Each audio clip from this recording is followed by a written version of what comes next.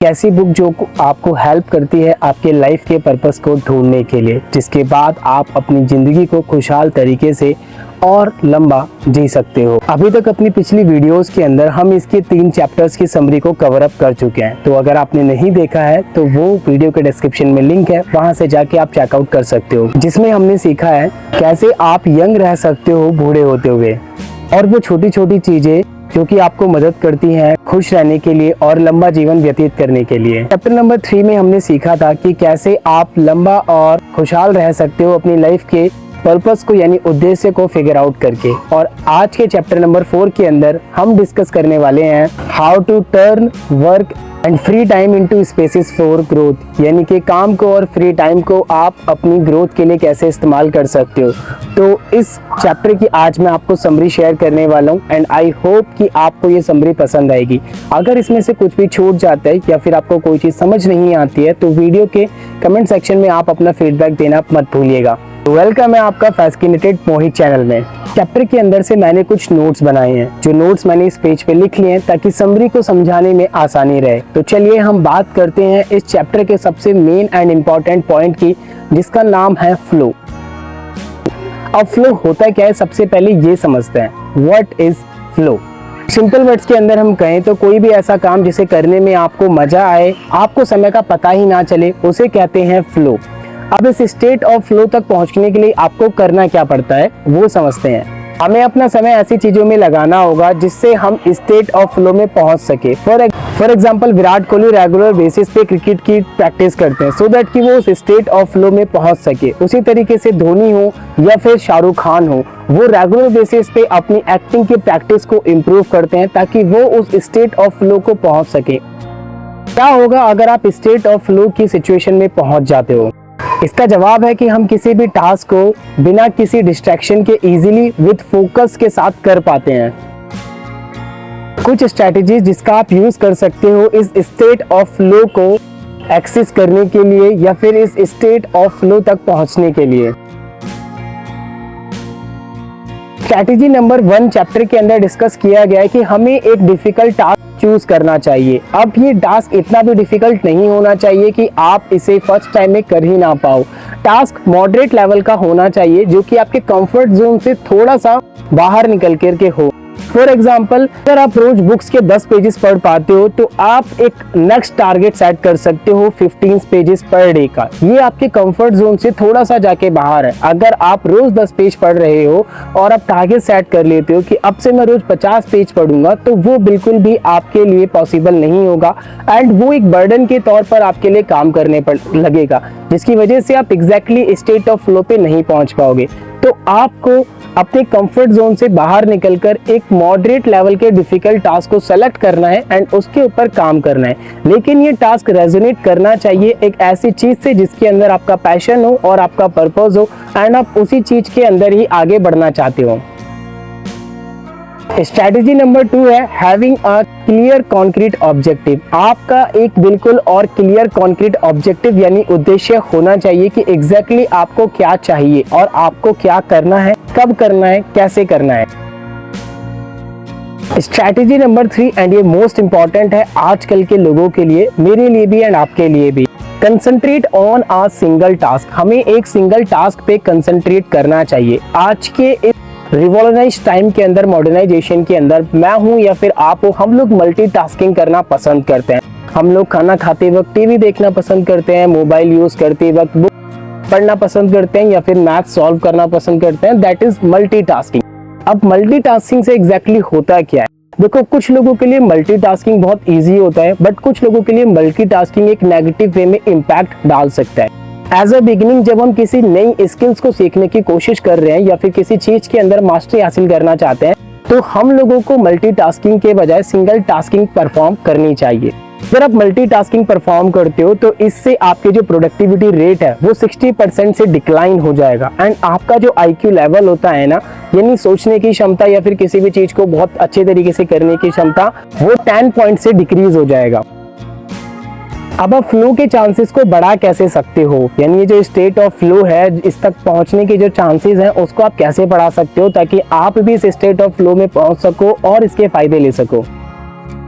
जब भी आप कोई ऐसा काम करने वाले हो जिसमें आपको फ्लो में पहुंचना होगा, तो आपको उस काम को करने से पहले अपने फ़ोन को तकरीबन 1 घंटे पहले बंद कर देना चाहिए या फिर उसे कॉन्टैक्ट को बंद कर देना चाहिए। अपने टाइम को क्लियरली डिफाइन करना चाहिए, जिसका मतलब है टू डू लिस्ट लिखनी चाहिए एंड उसको बिल्कुल स्टिक होके उसी के ऊपर वर्क करना चाहिए, जहाँ पे डिसिप्लिन वाला फैक्टर आ जाता है। इसी तरह के इसमें और भी एग्जाम्पल बताए गए हैं, जब आप बुक पढ़ोगे तो आपको समझ में आ जाएगा। तो हम चैप्टर में आगे बढ़ते हैं तो हमें और भी एग्जाम्पल दिए जाते हैं फ्लो को समझने के लिए। खास तौर पर ये जो फ्लो है इसको समझने के लिए जापान के एग्जाम्पल दिए जाते हैं। जैसे जापान के अंदर एक टर्म है जिसको कहते हैं ताकोइज्म। हो सकता है मेरी प्रोनाउंसिएशन के अंदर गलती हो, तो ताकोइज्म होते हैं वो एक तरीके के आर्टिस्ट होते हैं जो कि एक पर्टिकुलर आर्ट के अंदर बहुत ही मास्टरी लेवल पर या फिर एक्सट्रीम पोजीशन पर होते हैं, जिसको उनके सिवा या फिर उनके पारिवारिक लोगों के सिवा कोई जल्दी से नहीं परफॉर्म कर पाता है। जैसे आज के रियल वर्ल्ड के अंदर आपने सुना होगा कि बुलेट के ऊपर वो जो लाइन खींची जाती है ना, जो लाइन उसकी पेट्रोल की टंकी पे ड्रॉ की जाती है, वो एक पर्सन के थ्रू बाय हैंड की जाती है, उसका मशीन के थ्रू यूज नहीं किया जाता है। ऐसी एक कोई कार है जिसके ऊपर लाइन ड्रॉ की जाती है, वो भी एक पर्सन के थ्रू की जाती है। उसी तरीके से जापान के अंदर भी तोकीज़्म जो होते हैं वो ऐसे आर्टिशियंस होते हैं जो कि किसी एक पर्टिकुलर कला के अंदर बहुत माहिर होते हैं और ये चीज़ उनके थ्रू ही की जाती है। अब वो इस फ्लो को प्राप्त कैसे कर पाते हैं, क्योंकि वो उस काम को बहुत ज़्यादा पसंद करते हैं और दिल से करते हैं, इसी वजह से वो इस काम को अच्छे से कर पाते हैं और इसमें उस लेवल तक पहुंच पाते हैं जहां तक नॉर्मली लोग नहीं पहुंच पाते हैं। इस चीज़ से रिलेटेड तो स्टीव जॉब्स के बारे में भी इन्फॉर्म किया गया है। स्टीव जॉब्स 1980 के अंदर जापान के अंदर विजिट करते हैं और वो सोनी की कंपनी के अंदर भी विजिट करते हैं, सोनी की फैक्ट्रीज के अंदर, जहाँ से ना केवल वो कुछ बिजनेस फंडामेंटल्स को सीखते हैं, समझते हैं वो किस तरीके से परफॉर्म कर रहे हैं, जापानीज लोग कैसे इनकी इंडस्ट्रीज वर्क करती है, वो सभी चीज़ें सीख के वो अपने एप्पल को फाउंड करते हैं। एंड स्टीव जॉब को यहाँ के लोगों से इतना ज़्यादा लगाव हो जाता है क्योंकि यहाँ के जो लोग थे जापानीज लोग, वो बहुत ज़्यादा सिंपल थे और वो किसी एक पर्टिकुलर चीज़ के अंदर, टास्क के अंदर बहुत ज़्यादा माहिर थे और वो कामों को बहुत आसानी से करते थे। इसी दौरान जो स्टीव जॉब है उनकी मुलाकात होती है एक पर्सन से जिसका नाम है शखांगू। वो एक आर्टिस्ट है जो कि पोर्सिलीन के थ्रू कप्स या फिर एक पुराने टाइम की अपनी कलाओं को जिंदा रखे हुए और वो उन चीज़ों को डिज़ाइन करता है। तो स्टीव जॉब जब भी वहाँ पे विजिट करते हैं तो वो शखांगू से मिलना कभी नहीं भूलते एंड वो अक्सर शखांगू से पता करते हैं कि शखांगू कैसे इन सारी चीज़ों को इतने अच्छे तरीके से इन सब चीज़ों को डिज़ाइन करता है। वो शखांगू के साथ माउंटेन्स पे भी जाते हैं जहाँ से शखांगू रोज विजिट करके उन पोर्सिलीन स्टोन्स को लेके आता है, जिससे कि वो इतने अच्छे अच्छे जो डिज़ाइंस के कप्स होते हैं, टी कप्स होते हैं या फिर ऐसे जो इससे रेजोनेट करने वाले आइटम्स होते हैं, वो उनको बनाता है, जिसकी एग्जीबिशंस लगती हैं एग्जीबिशंस के अंदर। एंड जो स्टीव जॉब्स होते हैं वो कई बार वहाँ पे विजिट करते हैं और शखांगू से मिलते हैं। जब हम चैप्टर में आगे बढ़ते हैं तो हमें एक टर्म मिलती है जिसको कहते हैं सोफेस्टिकेटेड सिंप्लिसिटी, यानी अपने काम को सिंप्लिसिटी से करते रहना लेकिन न्यू फ्रंटर्स या फिर न्यू ऑब्जेक्टिव्स को फिगर आउट करना, जिसमें हम अपने माइंड को, हम अपनी बॉडी को ट्रेन करते हैं एक न्यू ऑब्स्टिकल से फाइट करने के लिए उसी चीज़ के अंदर जो कि हमको करना पसंद है। फॉर एग्जांपल जापान के टोक्यो के अंदर एक सबवे स्टेशन के पास एक मार्केट है जहाँ पे एक इंसान जिसकी 8 साल से दुकान है जिसका नाम है ज़ीरो। अब जो ज़ीरो हैं वो अपने लड़के के साथ रोज जाते हैं फिश मार्केट और वहाँ से वो रोज जो ताज़ा मछली है वो बेस्ट ताज़ा मछली लेके आते हैं और वो लोगों को ताज़ा मछली को बना के खिलाते हैं और जो सुशी है उसको भी बना के खिलाते हैं। ये एक फेमस रेस्टोरेंट है और इन्होंने कभी भी एक बहुत ज़्यादा पैसे कमाने के ऊपर फोकस नहीं किया, बट इनको सिर्फ इस बात की खुशी थी कि ये जो चीज़ कर रहे हैं उसको ये पूरे दिल से कर रहे हैं और उतनी ही फंडामेंटल्स और प्रिंसिपल्स के साथ कर रहे हैं जैसे कि इन्होंने आज से 8 साल पहले शुरुआत की थी। सो एट द एंड इनका जो की रोल था वो ये था कि इनको वो चीज़ करनी है जो इनको पसंद है बिना किसी ज़्यादा भूख के। इसी में जीरो के एक अप्रेंटिस यानी एक इंटर्न के बारे में बात की गई है। एक ऐसा इंटर्न जो कि एक तरीके की ऑमलेट बनाता है जो कि थिन ऑमलेट होती है एंड उससे वो बन नहीं पाती है। उसको लगभग एक थिन ऑमलेट बनाने में, एक परफेक्ट ऑमलेट बनाने में, जो कि वहाँ पे जापान में बहुत ज़्यादा फेमस है, कम से कम सालों निकल जाते हैं और वो सालों तक ज़ीरो की रिजेक्शन को झेलता है, बट फिर भी वो उस चीज़ को छोड़ता नहीं है क्योंकि उसको वो चीज़ करनी पसंद थी। इसी वजह से एंड एट द एंड वो एक अच्छी जो ऑमलेट है वहाँ की फेमस ऑमलेट उसको बना पाता है और फिर वो जीरो के साथ आगे काम करता है। Popularity of Ghibli. Ghibli art का तो अभी बीच में ट्रेंड चला था, आपने देखा ही होगा। ये जो गिबली है ये एक्चुअल में जापान से ही ओरिजिनेटेड है। जापान के एक फिल्म में एक एनिमेटेड आर्टिस्ट थे जिनका नाम था मियाजाकी। हो सकता है कि नेम में प्रोनाउंसिएशन में गलती हो, उसके लिए सो सॉरी। सो ये जो फिल्म है वो गिबली स्टूडियो के थ्रू प्रोड्यूस हुई थी। ये जो आर्टिस्ट थे ये अपनी कला में इतने ज्यादा निपुण थे और इतने ज्यादा खोए रहते थे।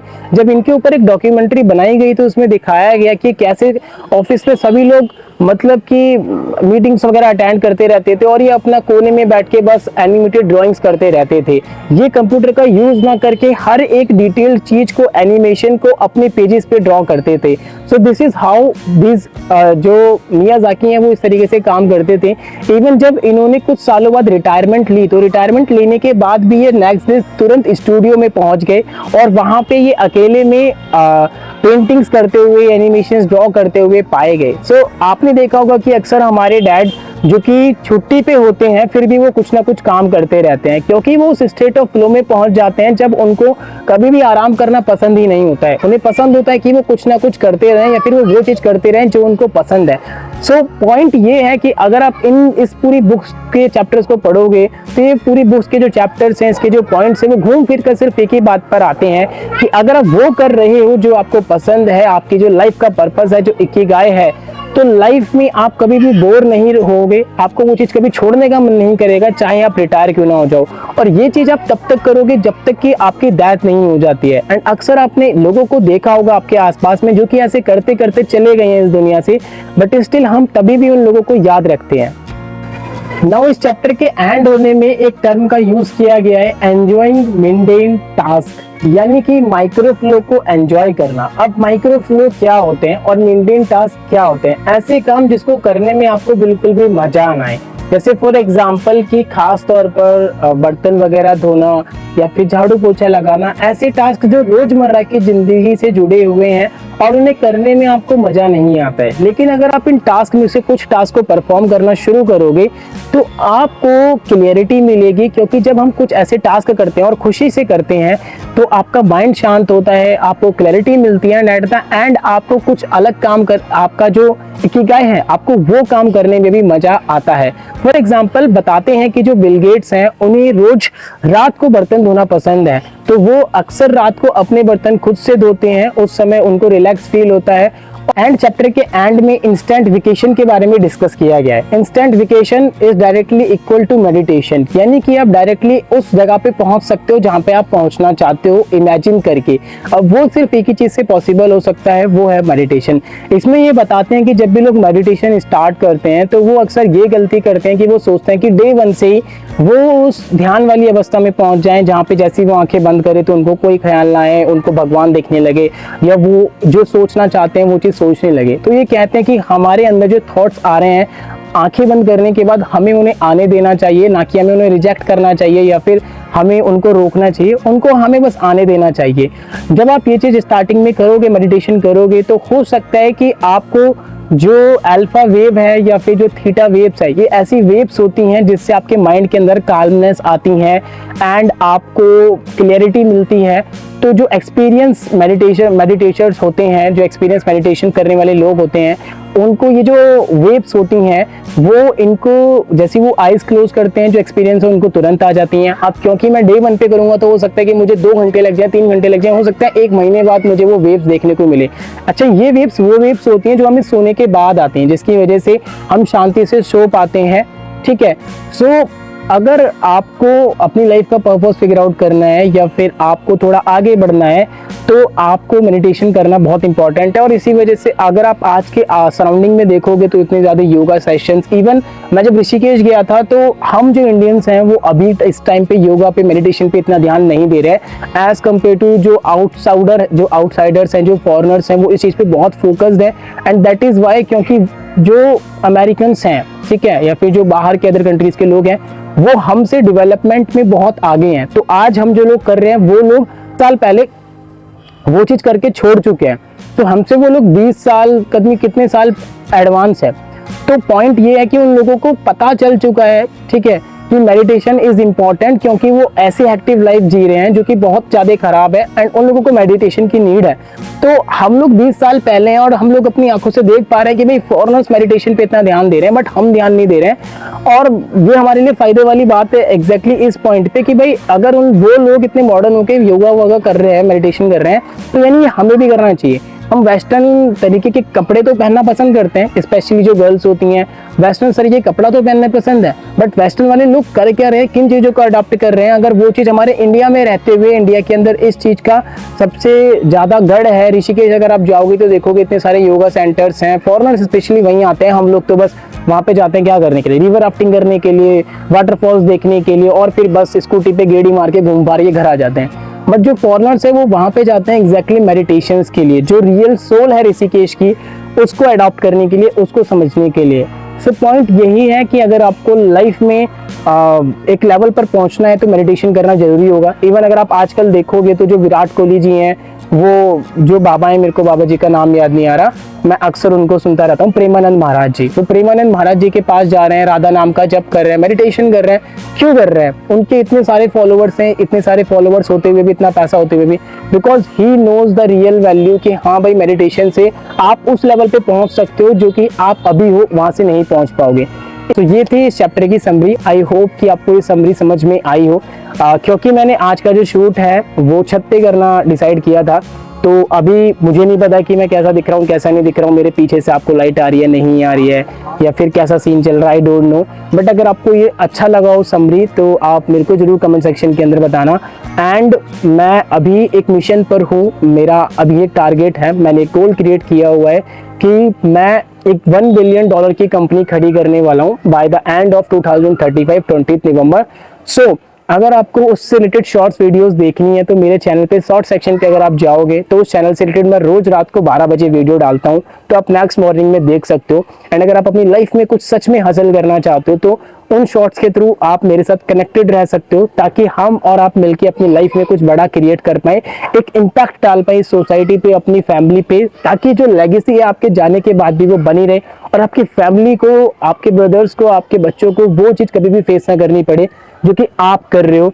जिस स्ट्रगल से आप गुजर रहे हो वो स्ट्रगल किसी और को ना देखना पड़े। सो आई होप कि आपको कंटेंट अच्छा लगा होगा। अगर कंटेंट अच्छा लगा है तो प्लीज़ वीडियो को लाइक कर देना, चैनल को सब्सक्राइब कर देना, बेल आइकन को दबा देना। मिलते हैं आपसे